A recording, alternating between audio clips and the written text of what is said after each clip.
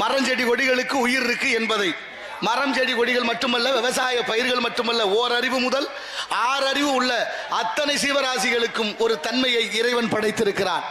ஓரறிவு மரஞ்செடி கொடிகளுக்கு, ஈரறிவு புழுப்பூச்சிகளுக்கு, 3 அறிவு நீரில் வாழ்வன, 4 அறிவு பறவைகளுக்கு, 5 அறிவு மிருகங்களுக்கு, மனிதர்கள் பல பேருக்குமா. எல்லாருக்கும் 6 அறிவு இல்லை. 6 அறிவு உள்ளது மக்கள் தானே என்பார் தொல்காப்பியர் சொல்றார். நீங்க மாவும் மாக்களும் ஐயறிவினவை என்பது தொல்காப்பியம். கம்பரே பாடுறாரு மக்களும் விலங்கு ஒண்ணுன்னு. என்ன அர்த்தம்? எல்லாருக்கும் 6 அறிவு இல்லை, சில பேருக்கு 5 அறிவான், சில பேருக்கு 4 அறிவான். மனிதனுக்கு எத்தனை அறிவு? 6 அறிவுன்னு சொல்றோம். ஒரு 5 4 அப்படி சொல்றீங்களே, வந்துருது இல்ல? நீங்க சில வீட்டுல போய் கேட்டு பாருங்க, ஏமா உங்க வீட்டுக்காரங்க இந்த அங்கிட்டு தான் திரியும், அப்புறம் வரும். இப்ப என்ன உனக்கு சொல்றாங்களா இல்லையா?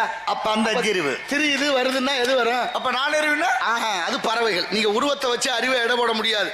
பறவைகளுக்கெல்லாம் 4 அறிவுனா தூக்கணாங்குருவிக்கு அறிவு எவ்வளவுன்னு சொல்லுவீங்க? தூக்கணாங்குருவி கூடு பார்த்திருக்கீங்களா? ரொம்ப அற்புதமா நேர்த்தியா கட்டும். அதுலயும் ஆண் குருவி தான் கூடு கட்டும், பெண் குருவி கூடு கட்டாதாம். ஆண் பணியில தான் கூடு கட்டும், பெண் பணியில கட்டாதாம். அப்படி கூடு பார்த்து பாதி கட்டிக்கிட்டு இருக்கையில பெண் குருவியை கூட்டியாந்து காட்டுமா கூடு நல்லா இருக்கா வீடுன்னு. அந்த அம்மா பார்த்து சொல்லணும் வீடு நல்லா இருக்குன்னு. நல்லா இல்லைன்னா வேற கூடு கட்டணும். இன்னைக்கும் வாடகைக்கு வீடு வாங்க பாக்குறவங்களோ இல்ல வீடு கட்டுறவங்களோ மனைவியினுடைய ஆலோசனை இப்படிதானே நடக்குது. அது மாதிரி அந்த கூடு பிடிச்சிருக்குன்னு சொன்னா கூடு பூர்த்தி ஆயிரும். கூடு பூர்த்தி ஆனதுக்கு அப்புறம் கீழே படுக்க பிள்ளைகளை படுக்க வைக்க மேல ஒரு மேல் மாடி அறை வைக்குமா, தானும் தன் இணையும் தங்குவதற்கு. வீட்டை கட்டியாச்சு, படுத்தா அழுத்தக்கூடாது என்று அந்த தூக்கணாங்குருவி பஞ்சு கொண்டு வந்து வைக்குமா.